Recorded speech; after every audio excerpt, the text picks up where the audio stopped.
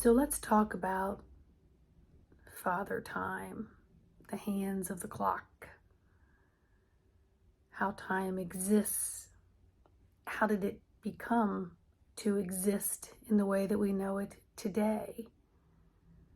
We already know so much has been created or man-made, but is it to the good or is it to the detriment? I don't know. How do we function in a 24-hour day? Why isn't it 23, 22, 30? I don't know. But what it is what it is. It's 24 hours in a day. And these boundaries and these hands of the clock tell us what is expected or what to do during these times, and what would we do without it? How would we know to clock in and clock out of work? How would we have the timing of the lights on a busy street? How would we know when to put the drawbridge up when a barge is coming?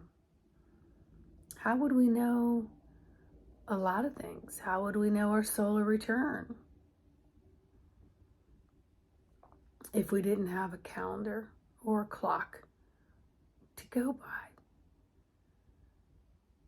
You know, my youngest, who really came in talking to the other side, was very beyond the quantum. I mean, even for me to grasp and understand. And everything was about arguing about how the other side doesn't care about time. And she used to say, time, time, time. God didn't make time. For 9 years, she was the last child getting dropped off in the carpool line because I couldn't get her out the door. It didn't matter. And I used to say to her, time, time, time. Who's going to remember your birthday this time? Who's going to remember this time? Who's going to do this? So I'd always try to put it back on her. But I never won. I never won. It was always something else that came out of this quantum beyond that had to apply here. And as much as I found it as a parent, I look back on the time and I realize she was trying to teach me something. She was trying to teach me something. As in all relationships, you're learning something. So how do we learn to maneuver around time? So if we have these boundaries of 24 hours a day, that is an allotment of time before the calendar flips. And then we have, it's a quantitative evaluation.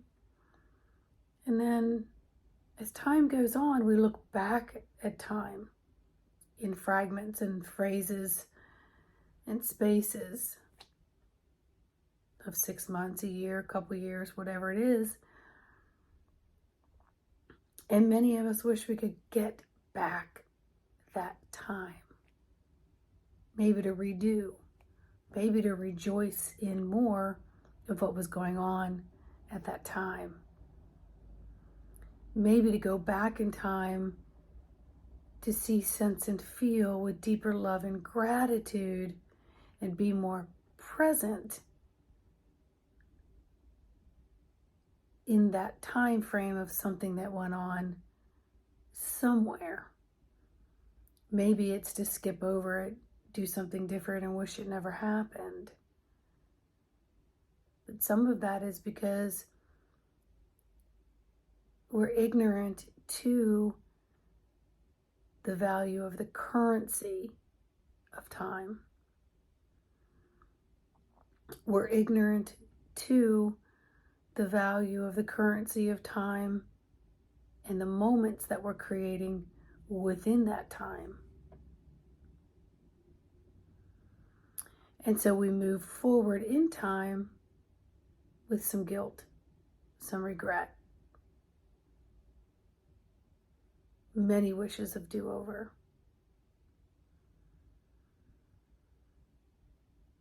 And it's a heavy load to carry. And when people exit the planet, one of the first things I hear many of my clients, friends, and others say is they're left with the guilt of things they wish they said or had conversations to, or let them know the feelings. And so why this stirs my emotional time clock, I'm not quite sure. I guess as I'm talking about it, certain memories come up. But it also comes up with where we are in this space, in this moment. On October 14th, we're in the eclipses.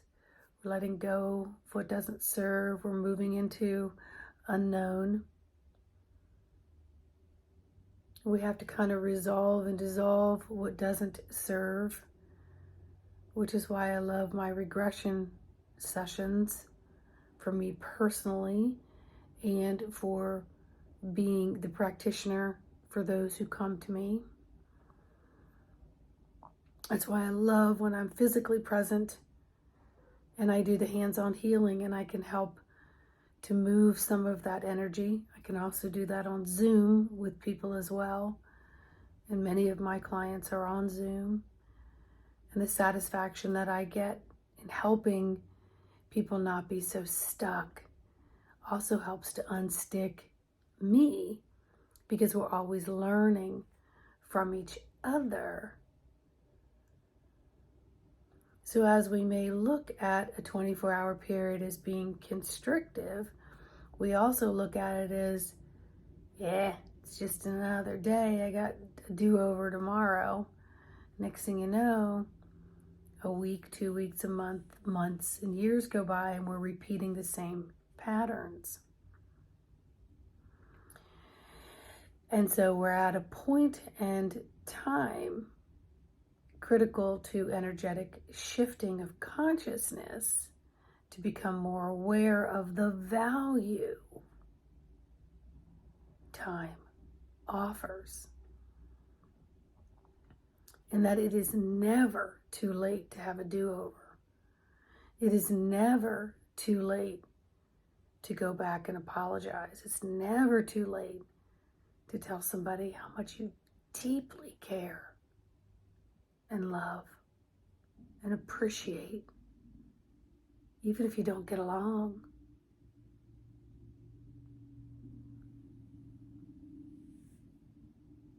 So I wasn't real sure how this messaging was going to go this morning. And Spirit was like, we're talking about time and scheduling of time and how people go with the schedule till they're on autopilot, or they're going with the schedule and they're feeling, damn, I wish I didn't have this schedule. I need some freedom to move, to stretch, to just be, to play. And that involves getting into our inner child and nurturing and loving each bits and parts of that, even if we were in a family dynamic that didn't provide all of that inner nurturing, or maybe we did get it, but we're forgetting that we also need to give it to those who are in our care. And in our care could be children, pets, plants, people, relationships, just in our general demographics. We owe our time, our talent, and our treasury to help to shape the golden nuggets within each other. Our time, our talent, which is our personality, our soul's mission, our whatever our language of love is. We owe our treasury, which is how we make money and give money to promote and keep things moving, to nurture the golden nuggets within others and the golden nuggets within ourselves. And sometimes we don't know what those are. So maybe we need to call somebody like Sandy and work through understanding our value. And when we understand our value, we put up these constructs of boundaries, of respecting ourselves, maybe taking back what we've put out there that may have said, I don't really value myself, so therefore I'll accept disrespect or whatever that may look like in your world. And really what we're doing is we're reeling back in our energy and we're redefining it. We're reshaping it.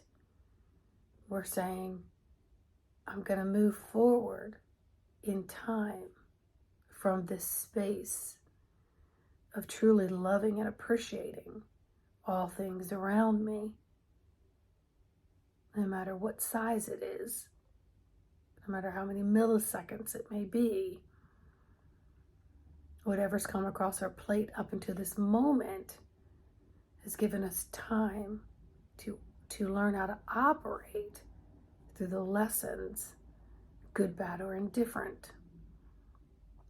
And let's face it, we're carrying around emotional hurt.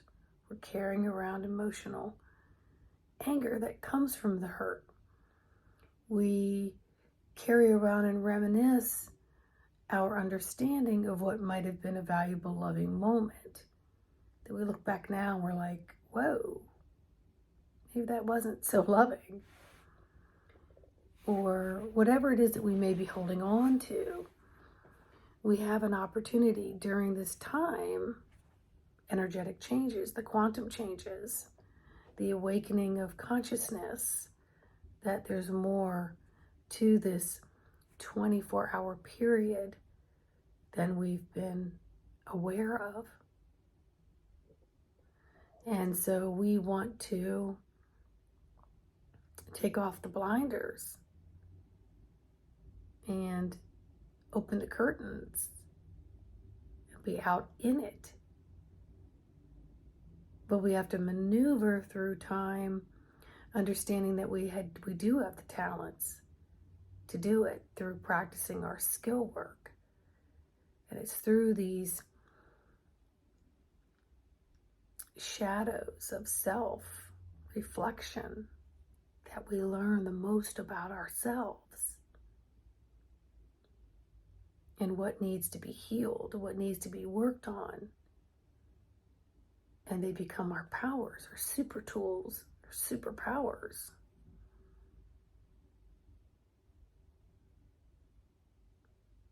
And so you may have triggers out there that are going to trigger responses within yourself, but they're really triggering lessons that need some reflection. And many people don't want to face that. They want to gloss it over. But we have to dig into the roots of it and reroot ourselves so that we're moving forward in time to be stronger, be more in tune with how valuable everything has been up until this moment, and how to move forward from this moment, keep the value of the currency of time, and to utilize it wisely with reverence and respect and sacredness, keeping the loving umbrella always available and open.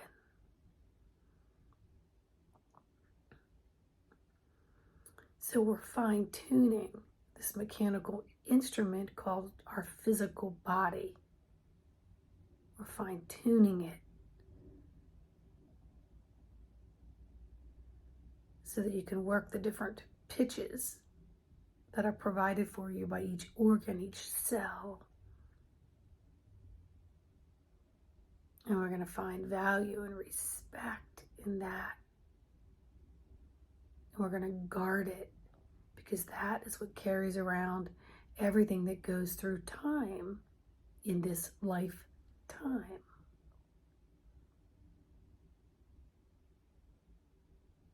It doesn't have to be difficult if you can release the resistance to reflecting upon self.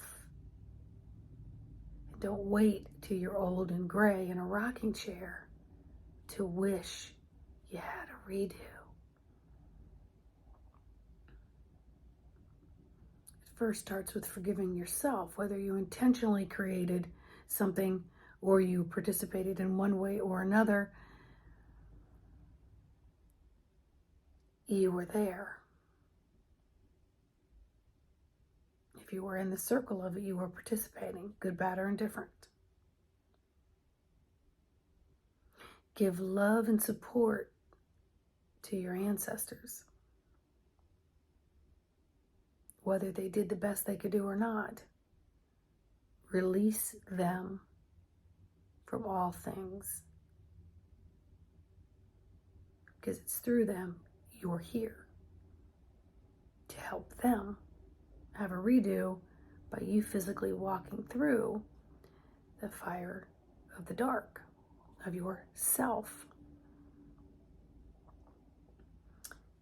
And you'll find that you've wasted a lot of time on shenanigans, superficial stuff, things that at the end of the day, end of a lifetime, really did not have as much value as maybe some other things. So regardless of your language of love, look around and see if you can work with all the languages of love and maneuver from that space. Become adaptable to all things and still hold your boundaries and your value of self. And if you want to learn more about how to find your own tools and how to fine-tune them, embodimentofthesoul.com. embodimentofthesoul.com. It says it right in the title. Are you ready to embody your soul? The time is now. The time is now. The old saying of don't put off tomorrow what you can do today is very, very, very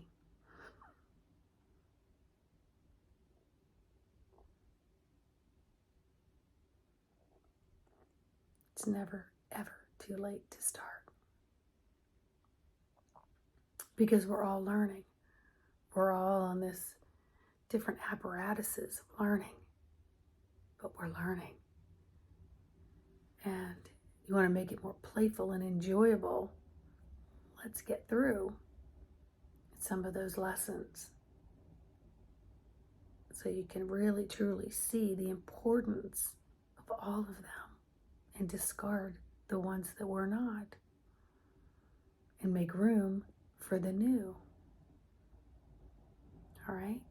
Please like, subscribe, and share. See y'all in the next video.